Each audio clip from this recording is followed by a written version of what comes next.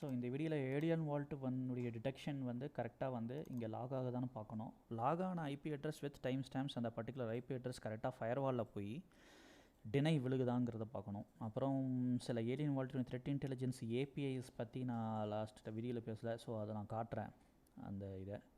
So அதையும் இங்கே வந்து பார்த்துடலாம். ஸோ இப்போ நம்ம வந்து இப்போ என்ன பண்ணுறோம், ஃபஸ்ட்டு ஏலியன் வால்ட் கரெக்டாக ஒர்க் ஆகுதா இல்லையா அப்படிங்கிறத செக் பண்ணணும். ஸோ இப்போ நான் என்ன பண்ணேன்னா ஒரு தடவை வந்து டைம் ஜோன் செட் பண்ணேன். டைம் ஜோன் செட் பண்ணுறதுக்கு வந்து கமாண்ட் வந்து பார்த்திங்கன்னா நம்ம இந்தியா டைம் ஜோனில் இருக்கிறதுனால இந்த 2 கமாண்ட் அப்ளை பண்ணோம். சூடோ டைம் டேட் சிட்டியில் டைம் ஜோன் ஏஷியா கொல்கட்டா. அப்புறம் ஒரு தடவை ஆர்சிஎஸ் லாகை ரீஸ்டார்ட் பண்ணோம். அப்போ தான் அந்த லாக் ஃபைல்ஸில் கரெக்டாக டைம் ஸ்டாம்ப்ஸ் வந்து உங்களுக்கு ரெக்கார்ட் ஆகும் நம்ம இந்தியன் டைம் ஜோனில். ஸோ அக்கார்டிங்லி நீங்கள் இந்த கமாண்டில் வந்து you can change it to any other thing what ever you need according to your time zones. So இப்போ வந்து நம்ம டெயில் பண்ணி பார்ப்போம் ஏலியன் வால்ட் வந்து கரெக்டாக வேலை செஞ்சிட்ருக்கா as per the time stamps.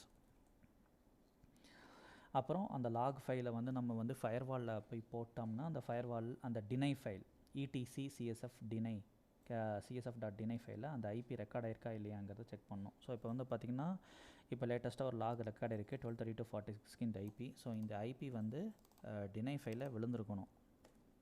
So ஃபயர்வால்ங்கிறது என்ன, ஃபார்வர்ட் இடிசி சிஎஸ்எஃப் /CSF.deny ஃபைலில் பைப் கிரப் அந்த ஐபி போட்டோம்னா இட் வில் ஷோ. ஸோ வந்து பார்த்தாங்கன்னா எத்தனை மணிக்கு வந்து ஏலியன் வால்ட்டை டிடெக்ட் பண்ணியிருக்கேன்னா 12:32:51 டிடெக்ட் பண்ணி பிளாக் பண்ணியிருக்கு. ஸோ நம்ம ஃபயர்வாலுக்கு அப்டேட் எப்போ வந்ததுங்கிறத நம்ம இங்கே செக் பண்ணலாம்.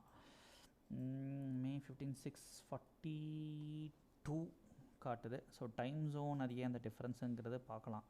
மேபி இதை வந்து ஆல்ரெடி அந்த ஐபி உள்ளே விழுந்திருக்கும்னு நினைக்கிறேன். சாரி இது என்னங்கிறது செக் பண்ணணும். இந்த அட்ரஸ் இந்த டைம் ஜோன் டிஃப்ரென்ஸ் ஏன் வருதுன்னு அது பார்த்துருவோம். நெக்ஸ்ட்டு வந்து பார்த்திங்கன்னா அடுத்த ஐபி பார்க்கலாம் இது உள்ளே வந்திருக்கா இல்லையான்னு. ஸோ அது வந்து ஏலியன் வால்ட் கரெக்டாக பிளாக் பண்ணுதா இல்லையாங்கிறது செக் பண்ணணும். ஓகே, இப்போ இங்கே பார்த்தீங்கன்னா ஐபி அட்ரஸ் கரெக்டாக அப்டேட் ஆகிருக்கு. 210க்கு இங்கே 210 245 128 வந்து கரெக்டாக டினை ஃபைலில் விழுந்திருக்கு. வினிட் பண்ணிட்டு கரெக்டாக இங்கே 12:32:50 வந்து ஏலியன் வால்ட் டிடெக்ட் பண்ணியிருக்கு. இந்த 12:52 அந்த ஐபி அட்ரஸ் பிளாக் ஆகிருக்கு. ஸோ இந்த ஐபியும் செக் பண்ணுவோம். So time stamps recording correct தான், ஆர்சிஎஸ்லாம் கரெக்டாக தான் ரீஸ்டார்ட் ஆகிருக்கு. ஸோ இந்த லாகில் நம்ம ஏலியன் வால்ட் டிடெக்ட் பண்ணியிருந்தாலும் அது ஆட்டோமேட்டிக் ஃபயர்வாலில் விழுந்திருக்கு. பட் சிலது வந்து ஆல்ரெடி விழுந்திருக்கும்னு நினைக்கிறேன். அதனால தான் அந்த அப்டேட் அந்த மாதிரி இருக்குது. ஸோ மறுபடியும் வந்து ஃப்ரெஷ்ஷாக ஏதாச்சும் லாக்ஸ் செக் பண்ணுவோம்.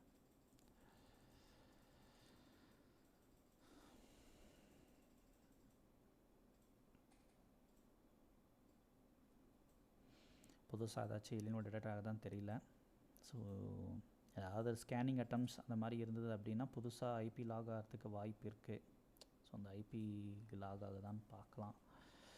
அப்படி இல்லைன்னா 12:33 ஓகே இப்போ ஒன்று வந்திருக்கு.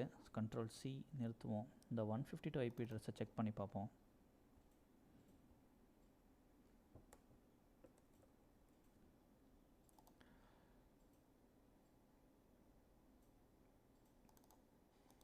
ஸோ டைம் ஜோன் கரெக்டாக மேட்ச் ஆகுதா அப்படி பார்ப்போம். பார்த்தீங்கன்னா இங்கே வந்து சிஎஸ்எஃபோட ரெக்கார்டிங் டைம் 12:28:38 லாக் வந்திருக்குது.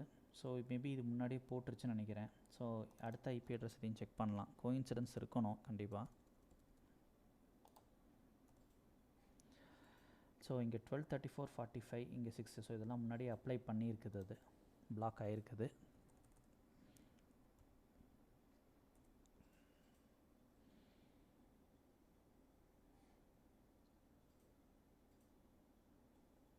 டுவெல் 12:35க்கு ஒரு அப்டேட்டு. ஸோ அதையும் நம்ம கிராஸ் செக் பண்ணலாம். 6:58 முன்னாடியே விழுந்திருக்கு. சும்மா இது வந்து பிளாக் பண்ணி ஐபிஎஸ் திருப்பி ரெக்கார்ட் ஆகிட்டுருக்கு. ஸோ எப்படி பார்க்கணுங்கிறத பார்த்துட்டோம். ஸோ அதான் அந்த main concept. So time zone set பண்ணிவிட்டு ஆர்சிஎஸ்லாக ஒரு தடவை ரீஸ்டார்ட் பண்ணிக்கிறோம். ஸோ இதான் இந்த வீடியோவில் மெயின் கீ வந்து இதுதான். ஸோ டைம் ஜோன் செட் பண்ணுறது. ஸோ இந்தியன் டைம் ஜோனில் செட் பண்ணியிருக்கேன். ஸோ ஒரு தடவை ஏஷியா கலர் செட் பண்ணிவிட்டு ஆர்சிஎஸ்லாக ஒரு தடவை ரீஸ்டார்ட் பண்ணிவிட்டு அப்புறம் நம்ம வந்து என்னெல்லாம் சர்வீசஸ் நம்ம க்ரியேட் பண்ணி போட்டோமோ லைக் ஃபயர்வால் CSF LFD இதான் ஃபயர்வால், அப்புறம் சூரிகாட் ஐடிஎஸ், அப்புறம் வந்து டிசிபி டம்ப்னுடைய லாகு, அப்புறம் அதுலேருந்து எக்ஸ்ட்ராக்ட் பண்ணி with time without time so report comparison அதெல்லாம் பண்ணியிருக்கோம். அப்புறம் எல்லாத்தையும் சேர்த்து ரீஸ்டார்ட் அடிச்சிட்டேன். அதனால தான் நான் இப்போ வந்து ரெக்கார்ட் ஆகிட்டுருக்கு. இப்போ நெக்ஸ்ட்டு வந்து முக்கியமானது வந்து நம்ம ஒரு வீடியோவில் படிச்சிருந்தோம், இந்த text reference file, txt file. இந்த ரெஃபரன்ஸ் ஃபைல் வந்து என்னது அப்படின்னா, அந்த டிசிபி அதாவது இந்த ஐபி அட்ரஸஸ் எல்லாமே நான் யூஸ் பண்ண ஷெல் ஸ்கிரிப்ட் ஒன்று யூஸ் பண்ணியிருக்கேன். பார்த்திங்க, இந்த report IP address shell script. இந்த report IP address shell script வந்து எந்த லாக் லிசன் பண்ணோம்னா, இந்த டிசிபி டம்ப், இந்த ஷெல் ஸ்கிரிப்ட் இந்த டிசிபி டம்ப் லாக் லிசன் பண்ணிக்கிட்டு it is generating report IPs time dot log and report IPs without time dot log. So இருந்து இந்த shell script இந்த லாகை ரெஃபர் பண்ணி ஐபிஸ் எக்ஸ்ட்ராக்ட் பண்ணி இந்த ரெண்டு இதுலேயும் வந்து வித் டைம் வித்தவுட் டைம் ஐபிஸை லாக் பண்ணும்போது அந்த ஐபிஸ் வந்து இந்த reference file report IPs reference.txt ஃபைலுக்குள்ளே இருக்கா இல்லையான்னு செக் பண்ணிட்டு தான் இந்த ரெண்டு லாக் ஃபைலை இந்த ஷெல் ஸ்கிரிப்ட் க்ரியேட் பண்ணணும். ஸோ இந்த ரெஃபரன்ஸ் ஃபைல் வந்து போன தடவை நான் போடாமல் விட்டுட்டேன். ஸோ இந்த தடவை க்ரியேட் பண்ணி போட்டிருக்கேன். ஸோ இது வந்து ஒரு ஸ்டாண்டர்ட் தான். ஸோ இதுவும் நான் உங்களுக்கு வந்து உங்கள்கிட்ட ஷேர் பண்ணிப்பேன், இது யூஸ் பண்ணிக்கலாம். ஸோ இந்த மாதிரி பார்த்தீங்கன்னா இந்த 00-255 மிஸ்டேக் இல்லாமல் இருக்கிறதுக்காக இது இந்த விஎம்னுடைய ஐபி. ஸோ இந்த 111 ஆரம்பித்து டில் இந்த கடைசி இந்த 218 வரைக்கும் வரதில் வந்து பார்த்திங்கன்னா அது அதே மாதிரி தான் ஆஸ் இட் இஸ் அப்படியே இருக்கும். ஸோ இந்த லிஸ்ட் வந்து நீங்கள் மெயின்டைன் பண்ணணும். ஸோ அதை தேவையில்லாமல் லாக் ஃபைல்ஸ் வந்து அதில் வந்து ஜென்ரேட் பண்ணாமல் இருக்கும். சிஸ்டம்னுடைய பர்ஃபார்மன்ஸ் ஆப்டிமலாக ப்ராப்பராக ஒர்க் ஆகும். ஸோ அந்த ரெஃபரன்ஸ் ஃபைல் வந்து காட்டணும். அப்புறம் அடுத்தது வந்து இந்த ஏலியன் வால்ட்டில் வந்து ஒரு ஏபிஐ தானே. ஸோ அது வந்து ஃப்ரீ ஏபிஐ தான். அந்த ஃப்ரீ ஏபிஐ வந்து எங்கே யூஸ் பண்ணியிருக்கேங்கிறத சொல்கிறேன். ஸோ கோடில் வந்து பார்த்திங்கன்னா இந்த ஏபிஐ கீ, ஸோ இதனால் ஏலியன் வால்ட்டினுடைய சர்வர், இந்த சர்வருக்கு ஒரு ஏபிஐ ஹிட்டு இந்த கீ வச்சு போகுது. அதை பேஸ் பண்ணி தான் டைம் ஸ்டாம்பில் வந்து அந்த ரூட் மலிஷியஸ் லாக் ஃபைல்ஸ் வந்து ரெக்கார்ட் ஆகிட்டுருக்கு. ஸோ ரெக்கார்டாக என்ன பண்ணோம் அப்படின்னா சிஎஸ்எஃப்பில் வந்து பிளாக்கிங் பண்ணிகிட்ருக்கோம். ஸோ அது என்ன கமாண்ட் யூஸ் பண்ணி ஆக்சுவலாக சிஎஸ்எஃப்பில் வந்து பேடுன்னு வரும்போதெல்லாம் பிளாக் ஆகுது அப்படின்னா CSF-D.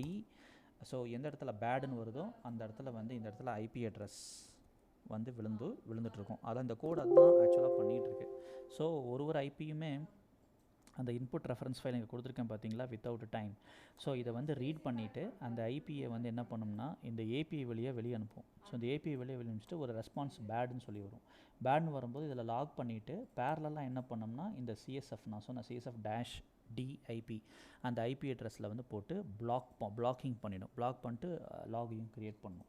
ஸோ அந்த லாக் பண்ணது தான் அந்த கேட் இடிசி கமாண்ட் வச்சு உங்களுக்கு நான் காட்டினேன் ப்ரீவியஸ் செக்ஷன்ஸில் வந்து பார்த்தீங்கன்னா கிரிப் பண்ணி காட்டினேன் இல்லையா. ஸோ இது வந்து நிஜமாகவே வந்து அந்த ஸ்கிரிப்ட் ஒர்க் ஆகுதா இல்லையான்னு வேலிடேட் பண்ணிக்கிறதா, அதான் இந்த மெயின். ஸோ ஏலியன் வால்ட் வந்து ஃப்ரீ. நீங்கள் டேரெக்டாக அந்த சைட்டை விசிட் பண்ணுங்கள். விசிட் பண்ணிவிட்டு உங்களுடைய பர்சனல் ஜிமெயில் இருந்தாலும் ரெஜிஸ்டர் பண்ணிக்கிட்டு நீங்கள் இந்த ஏபிஐ கீ கிடைக்கும். இது அன்லிமிட்டெட், நீங்கள் யூஸ் பண்ணிக்கலாம். ஓகே, ஸோ இந்த வீடியோவில் இதான் முக்கியமான அப்டேட். தேங்க்யூ ஃபார் வாட்சிங்.